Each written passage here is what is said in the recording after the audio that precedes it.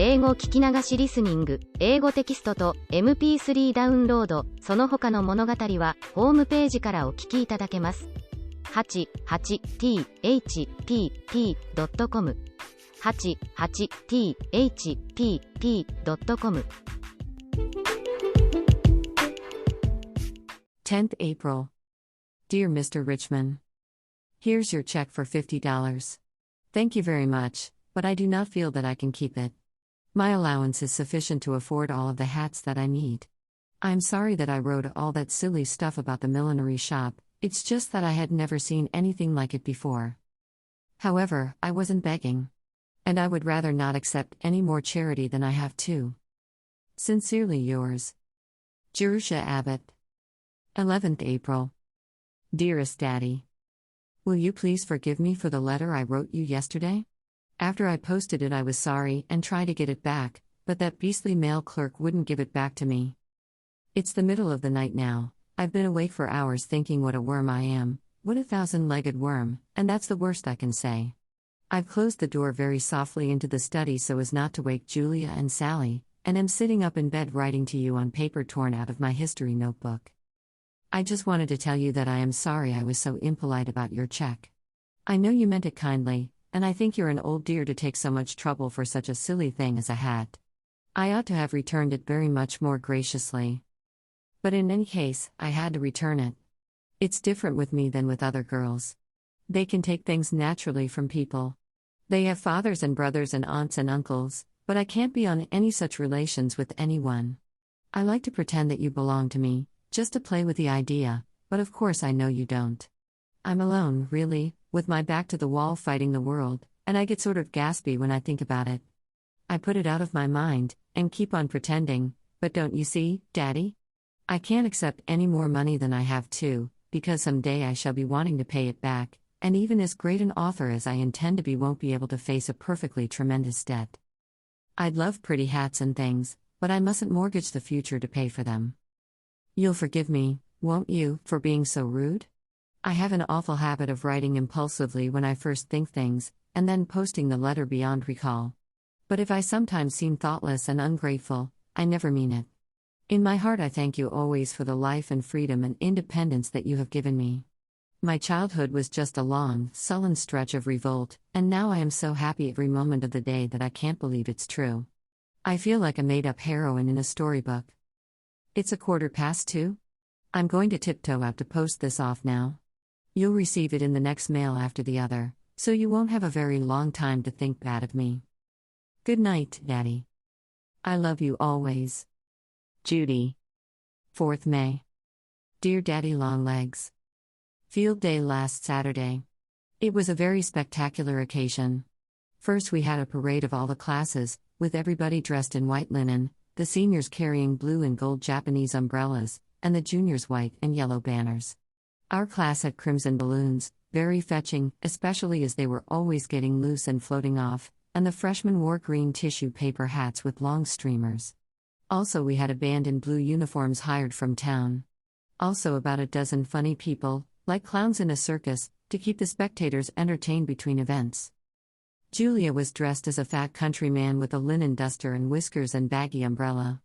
Patsy Moriarty, Patrici really. Did you ever hear such a name?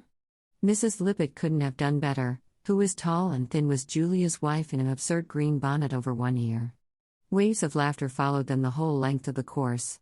Julia played the part extremely well. I never dreamed that a Pendleton could display so much comedy spirit, begging Master Jervy's pardon. I don't consider him a true Pendleton though, any more than I consider you a true trustee. Sally and I weren't in the parade because we were entered for the events. And what do you think? We both won. At least in something. We tried for the running broad jump and lost, but Sally won the pole vaulting, 7 feet 3 inches, and I won the 50-yard sprint, 8 seconds. I was pretty panting at the end, but it was great fun, with the whole class waving balloons and cheering and yelling. What's the matter with Judy Abbott? She's all right. Who's all right? Judy Abbott. That, Daddy, is true fame. Then trotting back to the dressing tent and being rubbed down with alcohol and having a lemon to suck. You see, we're very professional. It's a fine thing to win an event for your class, Because the class that wins the most gets the athletic cup for the year. The seniors won it this year, with 7 events to their credit. The Athletic Association gave a dinner in the gymnasium to all of the winners. We had fried soft-shell crabs, and chocolate ice cream molded in the shape of basketballs. I sat up half of last night reading Jane Eyre. Are you old enough, Daddy, to remember 60 years ago? And, if so, did people talk that way? The haughty Lady Blanche says to the footman, "Stop your chattering, knave, and do my bidding." Mr. Rochester talks about the meadow welkin when he means the sky, and as for the mad woman who laughs like a hyena and sets fire to bed curtains and tears up wedding veils and bites, it's melodrama of the purest, but just the same, you read and read and read. I can't see how any girl could have written such a book, especially any girl who was brought up in a churchyard. There's something about those Brontes that fascinates me. Their books, their lives, their spirit. Where did they get it? When I was reading about little Jane's troubles in the charity school, I got so angry that I had to go out and take a walk. I understood exactly how she felt. Having known Mrs. Lippett, I could see Mr. Brocklehurst. Don't be outraged, Daddy. I am not intimating that the John Grier home was like the Lowood Institute. We had plenty to eat and plenty to wear, sufficient water to wash in, and a furnace in the cellar. But there was one deadly likeness. Our lives were absolutely monotonous and uneventful. Nothing nice ever happened, except ice cream on Sundays, and even that was regular. In all the 18 years I was there, I only had one adventure, when the woodshed burned. We had to get up in the night and dress so as to be ready in case the house should catch. But it didn't catch and we went back to bed. Everybody likes a few surprises, it's a perfectly natural human craving. But I never had one until Mrs. Lippett called me to the office to tell me that Mr. John Smith was going to send me to college.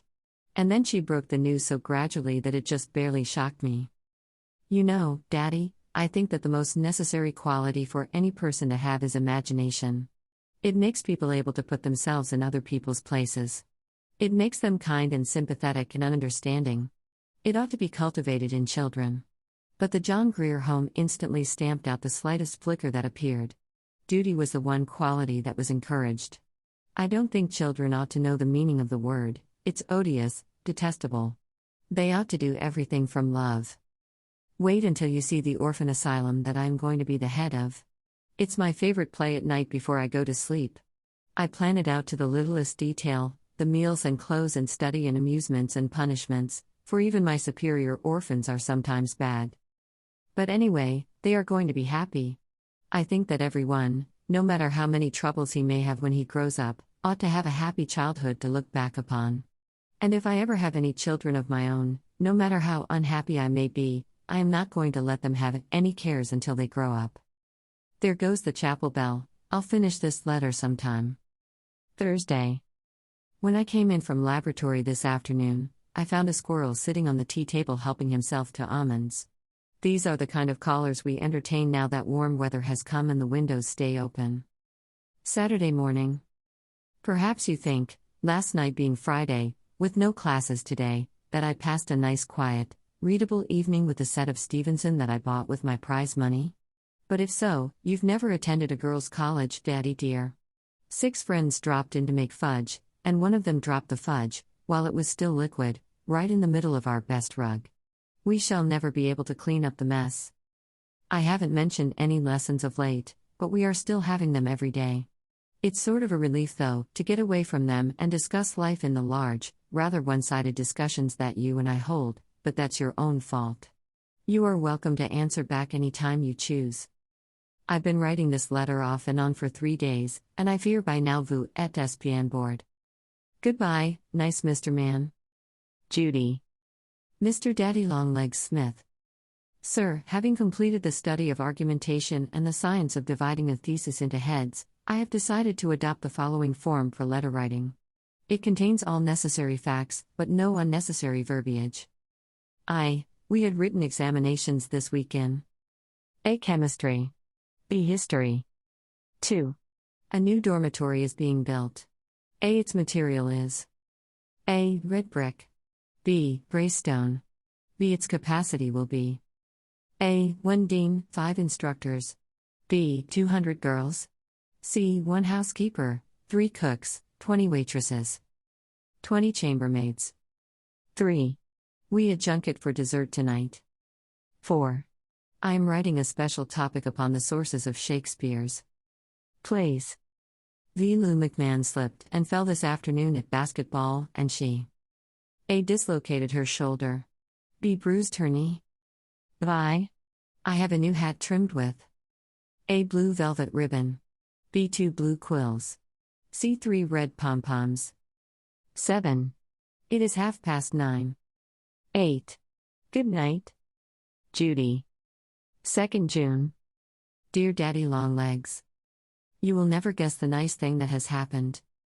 The McBrides have asked me to spend the summer at their camp in the Adirondacks. They belong to a sort of club on a lovely little lake in the middle of the woods. The different members have houses made of logs dotted about among the trees, and they go canoeing on the lake, and take long walks through trails to other camps, and have dances once a week in the clubhouse. Jimmy McBride is going to have a college friend visiting him part of the summer, so you see we shall have plenty of men to dance with. Wasn't it sweet of Mrs. McBride to ask me? It appears that she liked me when I was there for Christmas. Please excuse this being short. It isn't a real letter, it's just to let you know that I'm disposed of for the summer. Yours. In a very contented frame of mind. Judy. 英語聞き流しリスニング、英語テキストと MP3 ダウンロード、その他の物語はホームページからお聞きいただけます。88thpp.com 88thpp.com